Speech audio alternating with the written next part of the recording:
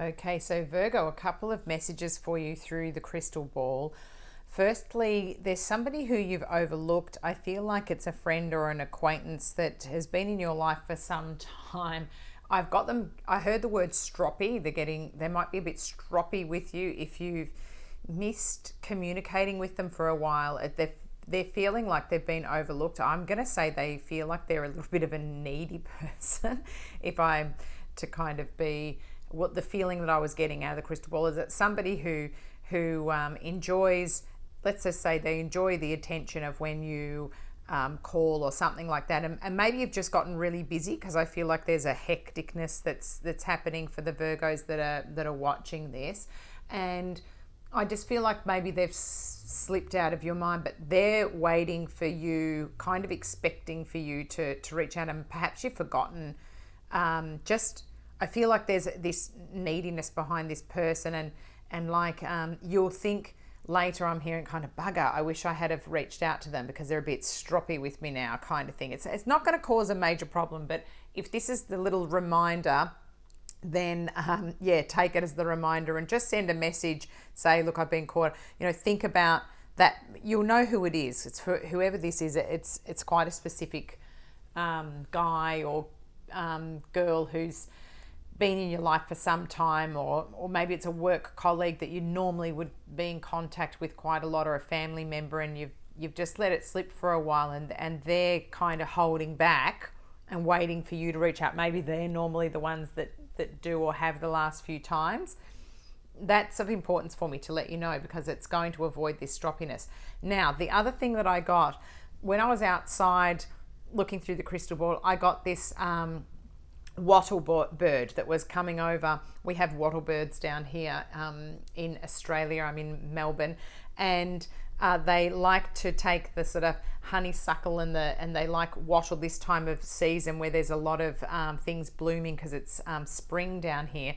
They're around and they make quite a beautiful noise. They're quite chatty and they're quite loud birds. But I've come back home and realized that I have my animal dreaming book, which is like a Bible of all of the Australian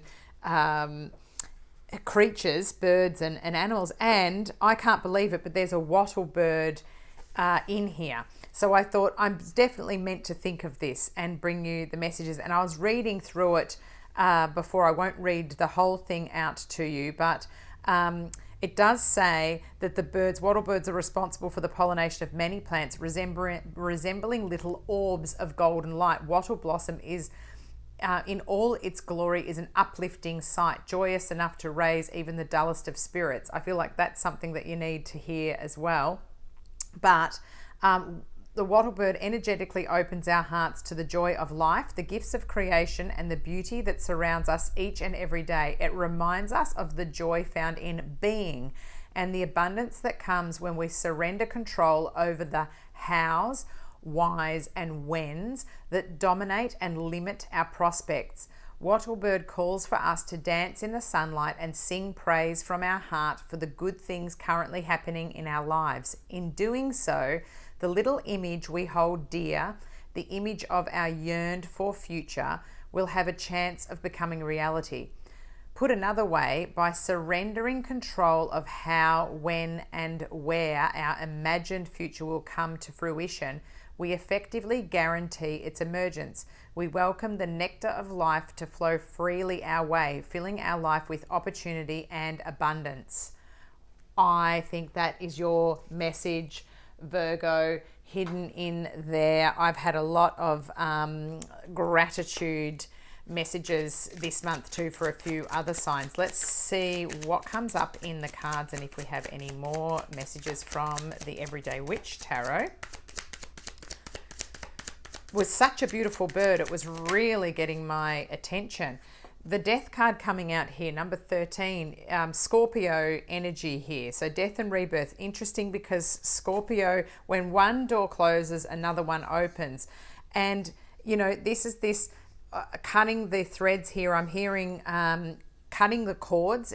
If you don't know about it, you can do cord cutting meditations. That's when people have attachments to you that might be unhealthy and toxic. Perhaps it's past relationships, things that need to have boundaries set. This is, I always think about the Archangel Michael with his sword that can cut cleanly, and so that you could get rid of that energy that's hanging around you. You know, this reminds me of saging as well, so that you can have, you know, a new door that's opening.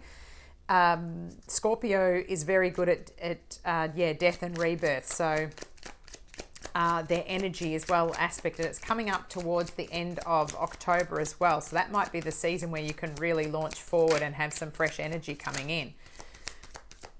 People always get worried when they see the death card, number 13, but it's actually exciting because it's like the Tower card as well. Something that wasn't serving you, your purpose in life, gets pulled away. And it also is a reminder as well to close things out so that you can focus on the new, you know, a little bit like the message from the wattle bird. It looks like you have had tricky energy here. So you've had the Ten of Swords is coming out here. So this feels like a betrayal, you know, having the swords in your back and feeling, you know, not happy here and like you're wanting to get away. You've got your broom right here ready to go, and you know, you just can't quite reach it because she's pinned down here, and somebody's running away here. Somebody's actually, you know, done something, said something that has felt like it's been really quite heavy and hurtful. And I feel as though you didn't see it coming, because the cat here is reacting quite strongly too. That's like you've got supporters in your corner as well. That's how I'm hearing it too. But you know, it's always the darkest here before the dawn. You know, look here. To me, I see the fresh door opening and this light that's coming out here. So I feel like you've had to go through something. Maybe it's all the lessons that you've had to learn to be able to get on this new path. And the amazing thing is, your next card that came out is one of my absolute favorite cards. It's the Ace of Pentacles. I always call this my money card.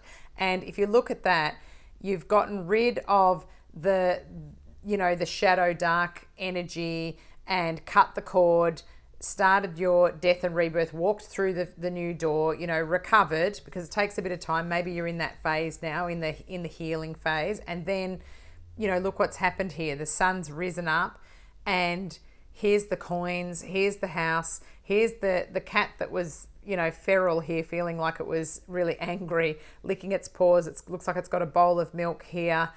And, you know, you've got your broom in your hand, you're back creating your magic, you're back in your flow. And it's my favorite money card. Let's see what's on the bottom of the deck. We've got the Three of Wands. So again, this feels like now you're in control and you're looking at where you're going to head next.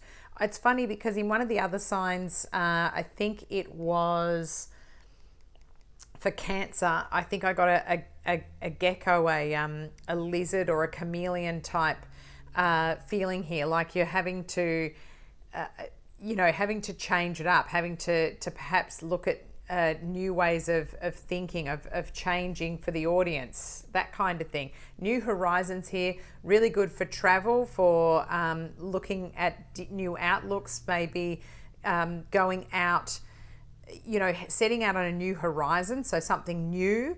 There's this fresh energy that's coming in here on the rods here. It's fiery energy as well, which is something that's going to be good for earth sign energy here. We've got, you know, of course, your pentacles, your money coming in here. Death is associated. So you've got water, swords, fire, and earth. So a full balance of all of the air elements, which means that it's a nice one for your time of change, especially since this is a major arcana, the death card here. I'm feeling really quite good about this. It might be that you've got something, you know, you might need to do some travel now for a job perhaps, or you know, your career might be taking you off in a new direction. It might be that, yeah, you need to go to different places that you haven't seen before. Going and visiting and day tripping places, you know, to get ideas as well, is going to be good for you. Perhaps it's near water or a lake. I'm just going to grab you a message here, if it will tell me, from the Gypsy Witch fortune playing cards. These are actually a Lenormand deck type of playing card. I don't normally use them, but of course, being the Halloween kind of season at the end of October, I've decided to pick out these Gypsy Witch cards. And I'm just asking my guides for an extra message, something to do with the reading that we've had that I should be drawn to. It's so funny because I've got birds here, storks. Your numbers as well, 13, 10s, aces or ones, or ones and zeros, or 11s often, 3, 21 and 7. So the stork denotes change of residence for the better, sooner or later, according to the distance from which it lies from the person. So you might be changing up jobs or residences soon, and it's going to be positively aspected for you, because it feels like something needs to change to make you happy. Something might be stuck in the energy. Maybe that's why this door is closing here and another one's opening. Perhaps you're coming towards the end of a lease, and maybe that's what it is too. Perhaps you've needed to move out because of relationships. You know, it could be friendships that are not doing well, that kind of thing.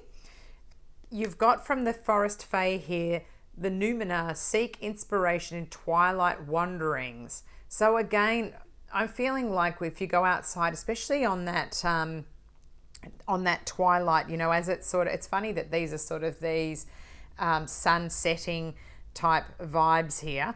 It might be good when it's, and I'm thinking about the auroras that have been coming in the last few days that have been around everywhere, those kind of pinky colors. Oh look, it's after the Three of Swords. So you've had heartbreak and loss that has been in the past, which you're still, like I feel, you're recovering from something.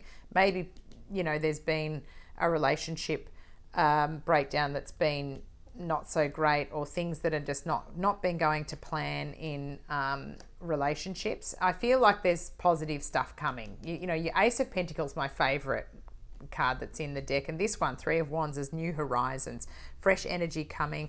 Perhaps it's time for a change of scene. You know, maybe you do need to change of residence. Change of residence could be also just, you know, getting an Airbnb or something, going and staying at a bed and breakfast or something, having a change of residence for a period of time to heal something. Hope this has been of help, Virgo. Keep your eye out for the wattlebirds. I like the message that was there for you. Thanks so much for liking, sharing and subscribing to my channel. It's helping me out a lot, and enjoy October. Bye.